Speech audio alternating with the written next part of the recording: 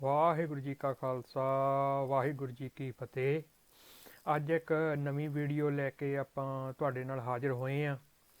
ਇਸ ਵੀਡੀਓ ਵਿੱਚ ਆਪਾਂ ਗੱਲਬਾਤ ਕਰਾਂਗੇ ਕਿ ਕਿਵੇਂ ਜੋ ਹਿੰਦੁਸਤਾਨੀ ਹਕੂਮਤ ਵੱਲੋਂ ਸਿੱਖ ਕੌਮ ਤੇ ਜੋ ਪੰਜਾਬ ਪੁਲਿਸ ਵੱਲੋਂ ਸਿੱਖ ਕੌਮ ਤੇ ਕਹਿ ਢਾਇਆ ਗਿਆ। ਅਕਸਰ ਆਪਾਂ ਜੋ ਮੁਗਲ ਹਕੂਮਤ ਵੇਲੇ ਸਿੱਖ ਕੌਮ ਤੇ ਢਾਏ ਕਹਿਰ ਦੀਆਂ ਗੱਲਾਂ ਬਾਤਾਂ ਕਰਦੇ ਹਾਂ ਕਿ ਕਿਵੇਂ ਮੁਗਲ ਹਕੂਮਤ ਨੇ ਸਿੱਖ ਕੌਮ ਤੇ ਕਹਿ ਢਾਇਆ।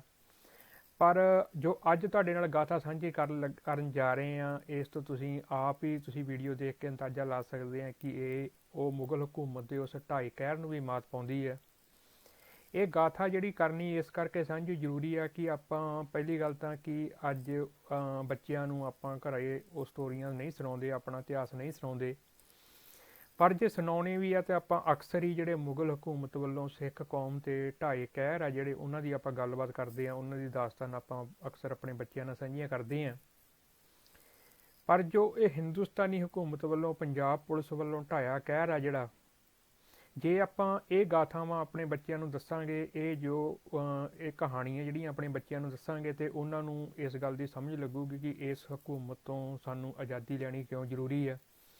ਇਹ ਜੋ ਹਕੂਮਤ ਹੈਗੀ ਇਸ ਸਮੇਂ ਭਾਰਤੀ ਹਕੂਮਤ ਜਿਹੜੀ ਹੈਗੀ ਆ ਉਹ ਮੁਗਲ ਹਕੂਮਤ ਦੇ ਢਾਏ ਕਹਿਰ ਨੂੰ ਵੀ ਮਾਤ ਪਾ ਰਹੀ ਹੈ।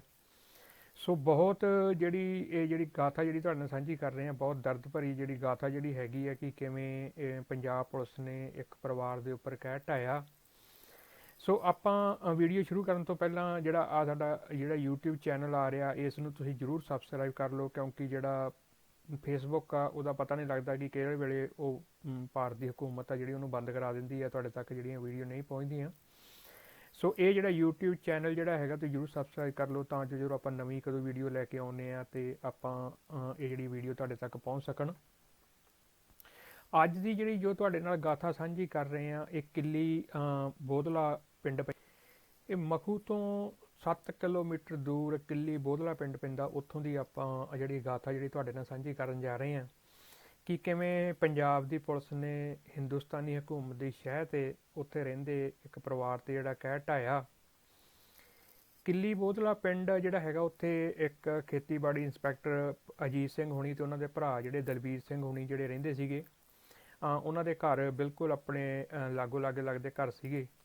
ਤੋ ਆਪਣੇ ਖੁਸ਼ੀ ਬੜੇ ਉੱਥੇ ਬੈਗ ਦੇ ਉੱਪਰ ਉਹ ਰਹਿੰਦੇ ਸੀਗੇ, ਉਹਨਾਂ ਦੋਨਾਂ ਭਰਾਵਾਂ ਦੇ ਘਰ ਸੀਗੇ। ਅਕਸਰ ਹੁੰਦਾ ਕਿ ਪੰਜਾਬ ਦਾ ਜਦੋਂ ਸੰਘਰਸ਼ ਜਿਹੜਾ ਚੱਲ ਰਿਹਾ ਸੀਗਾ ਤੇ ਜਿਹੜੇ ਖਾੜਕੂ ਵੀਰ ਸੀਗੇ, ਜਿਹੜੇ ਆਪਣੇ ਯੋਧੇ ਸੀਗੇ, ਜਿਹੜੇ ਲੜਾਈ ਲੜਦੇ ਸੀਗੇ, ਤਾਂ ਅਕਸਰ ਹੀ ਆਪਣਾ ਰੋਟੀ ਪਾਣੀ ਖਾਣ ਵਾਸਤੇ ਕਿਤੇ ਨਾ ਕਿਤੇ ਪਰਿਵਾਰਾਂ ਦੇ ਵਿੱਚ ਰੁਕ ਜਾਂਦੇ ਸੀ। ਜਿਵੇਂ ਕਿ ਆਪਾਂ ਪਹਿਲਾਂ ਵੀਡੀਓ ਦੇ ਵਿੱਚ ਵੀ ਗੱਲਬਾਤ ਕੀਤੀ ਹੈ ਕਿ ਉਹ ਅਕਸਰ ਜਿਹੜੇ ਪਰਿਵਾਰਾਂ ਤੇ ਜਾ ਕੇ ਰੁਕ ਜਾਂਦੇ ਸੀਗੇ ਤੇ ਜਦੋਂ ਪੁਲਿਸ ਨੂੰ ਇਸ ਗੱਲ ਦਾ ਪਤਾ ਲੱਗਦਾ ਸੀਗਾ ਤੇ ਪੁਲਿਸ ਆਣ ਕੇ ਫਿਰ ਉਹਨਾਂ ਪਰਿਵਾਰਾਂ ਤੇ ਕਿਸ ਤਰੀਕੇ ਨਾਲ ਕਹਿਰ ਢਾਉਂਦੀ ਸੀ। ਠੀਕ ਉਸੇ ਤਰੀਕੇ ਨਾਲ ਹੀ ਇਹ ਭਾਈ ਜਿਹੜਾ ਅਜੀਤ ਸਿੰਘ ਹੋਣਾ ਦਾ ਤੇ ਜਿਹੜਾ ਉਹਨਾਂ ਦਾ ਪਰਿਵਾਰ ਜਿਹੜਾ ਉੱਥੇ ਵੱਸਦਾ ਸੀਗਾ, ਉਹਨਾਂ ਦੇ ਨਾਲ ਹੀ ਘਟਨਾ ਵਾਪਰੀ। 7 ਅਕਤੂਬਰ 1991 ਦੀ ਇਹ ਦਾਸਤਾਨ ਹੈ ਕਿ ਇਹ ਜਿਹੜਾ ਭਾਈ ਅਜੀਤ ਸਿੰਘ ਦੇ ਇਲਾਕੇ ਦੇ ਪਿੰਡ ਜਿਹੜਾ ਹੈਗਾ ਸੁੱਦਾਂ ਦਾ ਛੋਟੀ ਉਮਰ ਦਾ ਜਹਾਰੂ ਭਾਈ ਜੋਗਿੰਦਰ ਸਿੰਘ ਨਿੱਕੂ ਜਿਹੜਾ ਹੈਗਾ, ਉਸ ਸਮੇਂ ਆਪਣੇ 2-3 ਸਾਥੀਆਂ ਦੇ ਨਾਲ ਜਿਹੜਾ ਉਹ ਭਾਈ ਅਜੀਤ ਸਿੰਘ ਹੋਣਾ ਦੇ ਘਰੇ ਪ੍ਰਸ਼ਾਦਾ ਛਕਣ ਲਈ ਆਇਆ। ਤੇ ਉਸੇ ਸਮੇਂ ਜਿਹੜੀਆਂ ਪੰਜਾਬ ਪੁਲਿਸ ਦੀਆਂ 2 ਜਿਪਸੀਆਂ ਜਿਹੜੀਆਂ ਪਿੰਡ ਦੇ ਸਰਪੰਚ ਨੂੰ ਨਾਲ ਲੈ ਕੇ ਭਾਈ ਅਜੀਤ ਸਿੰਘ ਦੇ ਘਰੇ ਜਿਹੜੀਆਂ ਪਹੁੰਚ ਗਈਆਂ। ਉਹਨਾਂ ਨੂੰ ਇਸ ਗੱਲ ਦੀ ਖਬਰ ਸੀਗੀ ਕਿ ਇਹਨਾਂ ਦੇ ਘਰੇ ਸਿੰਘ ਆਣ ਕੇ ਜਿਹੜੇ ਪ੍ਰਸ਼ਾਦਾ ਪਾਣੀ ਛਕਣ ਵਾਸਤੇ ਰੁਕਦੇ ਆ, ਤੇ ਪਰ ਸ਼ਾਇਦ ਉਹਨਾਂ ਨੂੰ ਇਸ ਗੱਲ ਦਾ ਨਹੀਂ ਪਤਾ ਸੀਗਾ ਕਿ ਇਸ ਸਮੇਂ ਉੱਥੇ ਜਿਹੜੇ ਜਹਾਰੂ ਸਿੰਘ ਜਿਹੜੇ ਅੰਦਰ ਬੈਠੇ ਹੋਏ ਹੈਗੇ ਆ ਜਾਂ ਹੁਣ ਉੱਥੇ ਆਏ ਹੋਏ ਹੈਗੇ ਆ। ਉਹਨਾਂ ਨੇ ਪਿੰਡ ਦੇ ਸਰਪੰਚ ਨੂੰ ਨਾਲ ਲੈ ਕੇ ਆਣ ਕੇ ਜਦੋਂ ਉਹ ਘਰ ਦਾ ਬੂਹਾ ਖੁਲਾਇਆ ਤੇ ਜਿਹੜੇ ਉਹ ਸਿੰਘ ਸੀਗੇ ਭਾਈ ਜੋਗਿੰਦਰ ਸਿੰਘ ਨਿੱਕੂ ਤੇ ਉਹਦੇ ਨਾਲ ਜਿਹੜੇ ਸਾਥੀ ਸੀਗੇ ਉਸ ਸਮੇਂ ਅੰਦਰ ਬੈਠੇ ਸੀਗੇ, ਉਹਨਾਂ ਨੇ ਜਦੋਂ ਦੇਖਿਆ ਕਿ ਪੁਲਿਸ ਆ ਗਈ ਤੇ ਉਹਨਾਂ ਨੇ ਜਿਹੜੀਆਂ ਆਪਣੀਆਂ ਅਸਾਲਟਾਂ ਸੀਗੀਆਂ ਜਿਹੜੀਆਂ ਉਹ ਉਹਨਾਂ ਦੇ ਰਾਹੀਂ ਉਹਨਾਂ ਨੇ ਗੋਲੀ ਚਲਾਉਣੀ ਸ਼ੁਰੂ ਕੀਤੀ। ਤੇ ਜਿਹੜਾ ਇੰਸਪੈਕਟਰ ਬਲਕਾਰ ਸਿੰਘ ਤੇ SI ਜਰਨੈਲ ਸਿੰਘ ਜਿਹੜੇ ਆ ਘਰ ਦੇ ਅੰਦਰ ਦਾਖਲ ਹੋਏ ਸੀਗੇ ਤੇ ਉਹ ਜਦੋਂ ਉਹਨਾਂ ਨੇ ਫਾਇਰ ਖੋਲ ਦਿੱਤੇ ਜਹਾਰੂ ਨੇ, ਤੇ ਉਹ ਤਾਂ ਉੱਥੇ ਹੀ ਢੇਰ ਹੋ ਗਏ। ਜਿਹੜਾ ਸਰਪੰਚ ਸੀਗਾ ਉਹਦੇ ਉੱਪਰ ਜਿਹੜੀ ਸਿੰਘਾਂ ਨੇ ਗੋਲੀ ਨਹੀਂ ਚਲਾਈ ਕੋਈ ਵੀ, ਉਹ ਲੁੱਕ ਕੇ ਉੱਥੋਂ ਗੇਟ ਦੀ ਜਿਹੜੇ ਥੰਮੀ ਦੇ ਓਹਲੇ ਹੋ ਗਿਆ। ਤੇ ਜਿਹੜਾ ਹੌਲਦਾਰ ਸੀਗਾ ਉਹ ਵੀ ਜ਼ਖਮੀ ਹੋਇਆ। ਤੇ ਉਸ ਤੋਂ ਬਾਅਦ ਜਿਹੜੇ ਸਿੰਘ ਸੀਗੇ ਉਹ ਕੰਧ ਟੱਪ ਕੇ ਜਿਹੜੇ ਉਹ ਖੇਤਾਂ ਵੱਲ ਨੂੰ ਹੋ ਤੁਰੇ। ਉੱਥੋਂ ਜਦੋਂ ਜਾਣ ਲੱਗੇ ਤੇ ਭਾਈ ਨਿੱਕੂ ਸੀਗਾ, ਉਹਨੇ ਲਲਕਾਰਾ ਮਾਰ ਕੇ ਕਿਹਾ ਕਿ ਅਸੀਂ ਖੇਤਾਂ ਵੱਲ ਨੂੰ ਜਾ ਰਹੇ ਹਾਂ, ਜਿਸ ਨੇ ਸਾਡੇ ਪਿੱਛੇ ਆਉਣਾ ਆ ਜਾਵੇ। ਉਹਨਾਂ ਦਾ ਮਕਸਦ ਇਹ ਸੀਗਾ ਕਿ ਅਕਸਰ ਹੀ ਜਦੋਂ ਕੋਈ ਇਦਾਂ ਦੀ ਕਹਾਣੀ ਵਾਪਰਦੀ ਸੀਗੀ ਤੇ ਜਿਹੜੇ ਸਿੰਘ ਸੀਗੇ, ਉਹਨਾਂ ਦੀ ਕੋਸ਼ਿਸ਼ ਇਹ ਹੁੰਦੀ ਸੀਗੀ ਕਿ ਪੁਲਿਸ ਜਿਹੜਾ ਉਸ ਪਰਿਵਾਰ ਤੇ ਕੋਈ ਕਹਿਰ ਨਾ ਢਾਵੇ, ਉਹ ਸਾਡੇ ਮਗਰ ਆਵੇ ਤੇ ਸਾਡੇ ਨਾਲ ਆਣ ਕੇ ਜਿਹੜਾ ਸਿੱਧਾ ਜਿਹੜਾ ਟਾਕਰਾ ਕਰੇ। ਤਾਂ ਉਹਨਾਂ ਨੇ ਜਿਹੜਾ ਆਵਾਜ਼ ਮਾਰ ਕੇ ਕਿਹਾ ਕਿ ਅਸੀਂ ਖੇਤਾਂ ਵੱਲ ਨੂੰ ਜਾ ਰਹੇ ਹਾਂ, ਦੱਸ ਕੇ ਗਏ ਕਿ ਅਸੀਂ ਉੱਧਰ ਨੂੰ ਜਾ ਰਹੇ ਹਾਂ, ਕਿ ਤੁਸੀਂ ਸਾਨੂੰ ਜਿਹੜਾ ਜਿਹਨੇ ਆਉਣਾ ਸਾਡੇ ਮਗਰ ਆ ਜਾਓ। ਜਿਹੜੇ ਉਹਨਾਂ ਦੇ ਸਾਥੀ ਸੀ ਭਾਈ ਨਿੱਕੂ ਦੇ, ਉਹ ਤਾਂ ਸੀਗੇ ਜਿਹੜੇ ਕਮਾਦ ਦੇ ਵਿੱਚ ਵੜ ਗਏ। ਤੇ ਭਾਈ ਨਿੱਕੂ ਜਿਹੜਾ ਇਸ ਗੱਲ ਨੂੰ ਪੱਕਾ ਮੇਕ ਸ਼ੋਰ ਕਰਨ ਦੇ ਲਈ ਕਿ ਪੁਲਿਸ ਨੂੰ ਪਤਾ ਲੱਗ ਜਾਏ ਅਸੀਂ ਕਿੱਧਰ ਜਾ ਰਹੇ ਹਾਂ, ਉਹ ਇੱਕ ਪਹਿਦੇ ਹੋ ਕੇ ਜਿਹੜਾ ਉੱਥੋਂ ਬਾਰ-ਬਾਰ ਉਹਨੇ ਤੁਰਨਾ ਸ਼ੁਰੂ ਕੀਤਾ। ਪਰ ਜਿਵੇਂ ਹੀ ਉਹ ਥੋੜਾ ਅੱਗੇ ਗਏ ਤੇ ਅੱਗੇ ਪੁਲਿਸ ਦੀ ਜਿਪਸੀ ਜਿਹੜੀ ਆ ਉਹ ਖੜੀ ਸੀਗੀ, ਜਿੱਥੇ ਅਸਾਲਟਾਂ ਵੀਡੀਆਂ ਹੋਈਆਂ ਸੀਗੀਆਂ, ਉਹਨਾਂ ਨੇ ਅੱਗੋਂ ਗੋਲੀ ਚਲਾਈ ਤੇ ਭਾਈ ਨਿੱਕੂ ਦੇ ਜਿਹੜੇ ਗੋਲੀ ਲੱਗੀ ਤੇ ਉਹ ਜ਼ਖਮੀ ਹੋ ਗਿਆ। ਠੀਕ ਉਸੇ ਸਮੇਂ ਉਹਨਾਂ ਨੇ ਜਿਹੜਾ ਪੁਲਿਸ ਦੇ ਹੱਥੀਂ ਆਉਣ ਦੀ ਬਜਾਏ ਜਿਹੜਾ ਕੈਪਸੂਲ, ਜਿਹੜਾ ਸਾਇਨਾਈਡ ਦਾ ਕੈਪਸੂਲ ਸੀਗਾ, ਉਹ ਖਾ ਕੇ ਜਿਹੜੀ ਉਹਨਾਂ ਨੇ ਉੱਥੇ ਜਿਹੜੀ ਸ਼ਹੀਦੀ ਜਿਹੜੀ ਆਪਣੀ ਪ੍ਰਾਪਤ ਕੀਤੀ। ਪਰ ਜਿਹੜੀ ਪੁਲਿਸ ਸੀਗੀ, ਉਹਨਾਂ ਦੇ ਅੰਦਰ ਜਿਹੜੀ ਹਿੰਦੁਸਤਾਨੀ ਹਕੂਮਤ ਵੱਲੋਂ ਜਿਹੜਾ ਜ਼ਹਿਰ ਭਰਿਆ ਗਿਆ ਸੀ, ਉਹ ਜਿਹੜੀ ਉਹਨਾਂ ਦੀ ਅੱਗ ਸੀਗੀ, ਜਿਹੜੀ ਉੱਥੇ ਭਾਈ ਨਿੱਕੂ ਦੀ ਸ਼ਹੀਦੀ ਤੇ ਨਾਲ ਹੀ ਉਹ ਖਤਮ ਨਹੀਂ ਹੋਈ। ਉਹਨਾਂ ਨੇ ਜਿਹੜਾ ਉਸ ਪਰਿਵਾਰ ਤੋਂ ਜਿਹੜਾ ਕਹਿਰ ਢਾਉਣ ਦੀ ਜਿਹੜੀ ਸੋਚੀ ਹੋਈ ਸੀ, ਉਹਨਾਂ ਤੋਂ ਬਦਲਾ ਲੈਣਾ ਚਾਹਿਆ। ਡੀਐਸਪੀ ਜੀਰਾ ਦੇਵਰਾਜ ਸ਼ਰਮਾ ਤੇ ਐਸਐਸਪੀ ਫਿਰੋਜ਼ਪੁਰ ਸਤੀਸ਼ ਸ਼ਰਮਾ ਦੀ ਅਗਵਾਈ ਵਿੱਚ ਵੱਡੀ ਪੁਲਿਸ ਫੋਰਸ ਹੈ ਜਿਹੜੀ ਮੌਕੇ ਤੇ ਪਹੁੰਚ ਗਈ ਤੇ ਦੋਨੇ ਪੁਲਿਸ ਅਫਸਰਾਂ ਦੀ ਮੌਤ ਦਾ ਬਦਲਾ ਉਹਨਾਂ ਨੇ ਵਿਦੋਸ਼ੀ ਪਰਿਵਾਰਾਂ ਤੋਂ ਜਿਹੜਾ ਲੈਣਾ ਚਾਹਿਆ। ਉਸ ਸਮੇਂ ਇਹਨਾਂ ਦੋਨਾਂ ਪਰਿਵਾਰਾਂ ਦੇ ਵਿੱਚ ਜਿਹੜੇ ਜੀ ਮੌਜੂਦ ਸੀਗੇ, ਉਹਨਾਂ ਚੋਂ ਬੀਬੀ ਜਿਹੜੀ ਇਕਬਾਲ ਕੌਰ, ਇਹ ਬੀਬੀ ਇਕਬਾਲ ਕੌਰ ਜਿਹਨਾਂ ਤੁਸੀਂ ਫੋਟੋ ਦੇਖ ਰਹੇ ਆ, ਇਹਨਾਂ ਦੀ ਉਮਰ ਜਿਹੜੀ ਉਸ ਸਮੇਂ 90 ਸਾਲ ਦੀ ਸੀਗੀ। ਇਹ ਉਸ ਸਮੇਂ ਘਰ ਦੇ ਵਿੱਚ ਸੀਗੇ ਤੇ ਇਹ ਉਹਨਾਂ ਦੇ ਪੁੱਤਰ ਜਿਹੜੇ ਸਰਦਾਰ ਅਜੀਤ ਸਿੰਘ ਹੁਣੀ, ਜਿਨ੍ਹਾਂ ਦੀ ਉਮਰ ਉਸ ਸਮੇਂ 50 ਸਾਲ ਸੀਗੀ, ਇਸ ਸਮੇਂ ਉਹ ਘਰ ਦੇ ਵਿੱਚ ਮੌਜੂਦ ਸੀਗੇ। ਤੇ ਭਾਈ ਅਜੀਤ ਸਿੰਘ ਦੀ ਪਤਨੀ ਜਿਹੜੀ ਆ ਬੀਬੀ ਲਖਵਿੰਦਰ ਕੌਰ ਆ, ਜਿਹੜੀ ਉਮਰ ਉਹਨਾਂ ਦੀ ਉਸ ਸਮੇਂ 45 ਸਾਲ ਸੀਗੀ, ਇਹ ਉਸ ਸਮੇਂ ਘਰ ਦੇ ਵਿੱਚ ਮੌਜੂਦ ਸੀ। ਤੇ ਇਹਨਾਂ ਦੀ ਨੌਂ ਜਿਹੜੀ ਹੈਗੀ ਆ ਮਨਜੀਤ ਕੌਰ, ਜਿਹੜੀ ਇਹ ਇਸ ਸਮੇਂ ਘਰ ਦੇ ਵਿੱਚ ਮੌਜੂਦ ਸੀਗੀ। ਤੇ ਮਨਜੀਤ ਕੌਰ ਦੇ ਦੋ ਬੱਚੇ ਜਿਹੜੇ ਹੈਗੇ ਆ, ਜਿਨ੍ਹਾਂ ਦੀ ਉਮਰ 3 ਸਾਲ ਤੇ 1.5 ਸਾਲ ਉਸ ਸਮੇਂ ਦੋਨਾਂ ਬੱਚਿਆਂ ਦੀ ਉਮਰ ਸੀਗੀ। ਤੇ ਉਸ ਦੇ ਨਾਲ ਜਿਹੜੇ ਉਹਨਾਂ ਦੇ ਅਜੀਤ ਸਿੰਘ ਦੇ ਦੂਜੇ ਭਰਾ ਬਲਵੀਰ ਸਿੰਘ ਦੇ ਘਰ ਵਾਲੀ ਜਿਹੜੀ ਸੀਗੀ ਜਸਵਿੰਦਰ ਕੌਰ, ਦਲਵੀਰ ਸਿੰਘ ਦੇ ਘਰ ਵਾਲੀ ਜਿਹੜੀ ਜਸਵਿੰਦਰ ਕੌਰ, ਜਿਨ੍ਹਾਂ ਦੀ ਉਮਰ 40 ਸਾਲ ਸੀਗੀ। ਤੇ ਦਲਵੀਰ ਸਿੰਘ ਦੇ ਲੜਕੇ ਜਿਹੜੇ ਸੁਖਵਿੰਦਰ ਸਿੰਘ ਤੇ ਜਿਹੜਾ ਉਹਨਾਂ ਦਾ ਦੂਸਰਾ ਬੇਟਾ ਸੀ ਰਾਜਵਿੰਦਰ ਸਿੰਘ ਸੌਰੀ, ਇਹ ਜਿਹੜੇ ਸਾਰੇ ਪਰਿਵਾਰ ਜਿਹੜੇ ਉਹਨਾਂ ਦੇ ਘਰ ਦੇ ਵਿੱਚ ਉਸ ਸਮੇਂ ਮੌਜੂਦ ਸੀਗੇ। ਸੋ ਉਸ ਸਮੇਂ ਜਿਹੜਾ ਡੀਐਸਪੀ ਦੇਵਰਾਜ ਸ਼ਰਮਾ ਸੀ, ਉਹਦੀ ਪੁਲਿਸ ਅਗਵਾਈ ਦੇ ਵਿੱਚ ਜਿਹੜਾ ਹਿੰਦੁਸਤਾਨੀ ਹਕੂਮਤ ਦਾ ਜਿਹੜਾ ਨੰਗਾ ਨਾਚ ਹੈ, ਜਿਹੜੀ ਕਹਿਰ ਦੀ ਦਾਸਤਾਨ ਹੈ, ਜਿਹੜੀ ਉਸ ਸਮੇਂ ਉਸ ਜਿਹੜੀ ਪਰਿਵਾਰ ਤੇ ਸ਼ੁਰੂ ਹੋਈ। ਉਹਨਾਂ ਨੇ ਜਿੰਨੇ ਵੀ ਇਹ ਪਰਿਵਾਰ ਦੇ ਮੈਂਬਰ ਆ, ਜਿੱਦਾਂ ਆਪਾਂ ਤੁਹਾਨੂੰ ਵੀਡੀਓ ਵੀ ਦਿਖਾਈਆਂ, ਜਿਹੜੇ ਉਸ ਸਮੇਂ ਘਰ ਸੀਗੇ, ਫੋਟੋ ਵੀ ਦਿਖਾਈਆਂ, ਉਸ ਸਮੇਂ ਘਰ ਸੀਗੇ, ਉਹਨਾਂ ਨੂੰ ਸਾਰਿਆਂ ਨੂੰ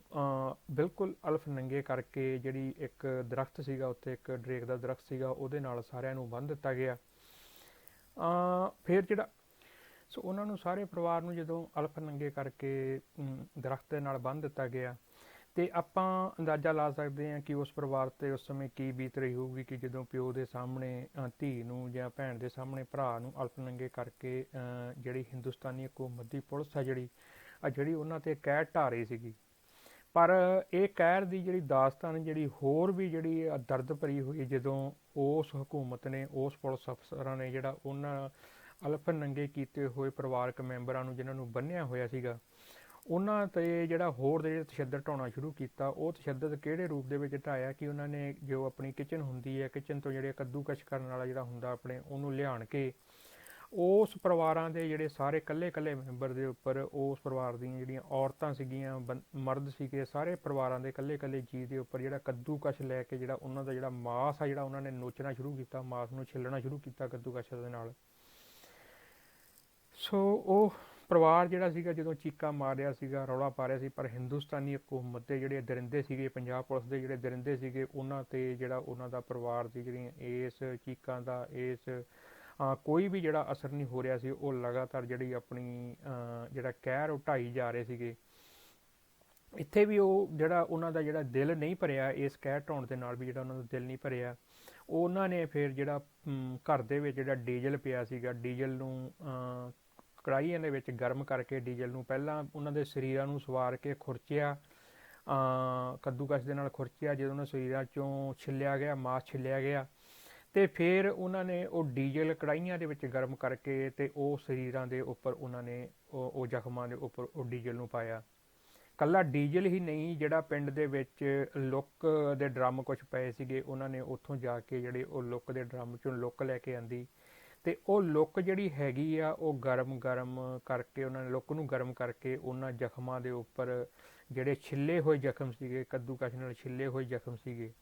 ਅਲਫ ਨੰਗੇ ਸਰੀਰ ਕਰਕੇ ਛਿੱਲੇ ਹੋਏ ਜ਼ਖਮਾਂ ਦੇ ਉੱਪਰ ਉਹਨਾਂ ਨੇ ਉਹ ਜਿਹੜੀ ਗਰਮ ਲੁੱਕ ਜਿਹੜੀ ਪਾਈ, ਅਤੇ ਇਸ ਤਰੀਕੇ ਨਾਲ ਉਹਨਾਂ ਨੇ ਜਿਹੜਾ ਉਸ ਪਰਿਵਾਰ ਦੇ ਉੱਪਰ ਕਹਿਰ ਢਾਇਆ। ਸੋ ਇਸ ਤਰੀਕੇ ਨਾਲ ਜਿਹੜੀ ਹਕੂਮਤ ਨੇ ਜਿਹੜਾ ਉਸ 'ਤੇ ਕਹਿਰ ਢਾਇਆ। ਬੇਸ਼ੱਕ ਆਪਾਂ ਮੁਗਲ ਹਕੂਮਤ ਵੇਲੇ ਜਿਹੜੇ ਬੱਚਿਆਂ ਦੇ ਟੋਟੇ ਕਰਨ ਦੀ ਗੱਲ ਜਾਂ ਬਹੁਤ ਹੋਰ ਸਾਰੇ ਤਸੀਹੇ ਜਿਹੜੇ ਸਿੱਖ ਕੌਮ 'ਤੇ ਜਿਹੜੇ ਉਹਨਾਂ ਨੂੰ ਦਿੱਤੇ ਜਾਂਦੇ ਸੀ, ਉਹਨਾਂ ਦੀ ਆਪਾਂ ਗੱਲ ਕਰਦੇ ਹਾਂ।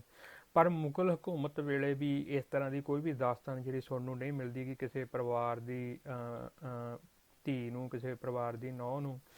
ਕਿਸੇ ਬੀਬੀ ਨੂੰ, ਕਿਸੇ ਦੀ ਭੈਣ ਨੂੰ ਇੱਦਾਂ ਅਲਫ ਨੰਗੇ ਕਰਕੇ ਆਪਣੇ ਪਿਓ ਦੇ ਸਾਹਮਣੇ, ਆਪਣੇ ਭਰਾ ਦੇ ਸਾਹਮਣੇ ਅਤੇ ਇਸ ਤਰੀਕੇ ਨਾਲ ਜਿਹੜੇ ਜ਼ੁਲਮ ਢਾਏ ਗਏ ਹੋਣ।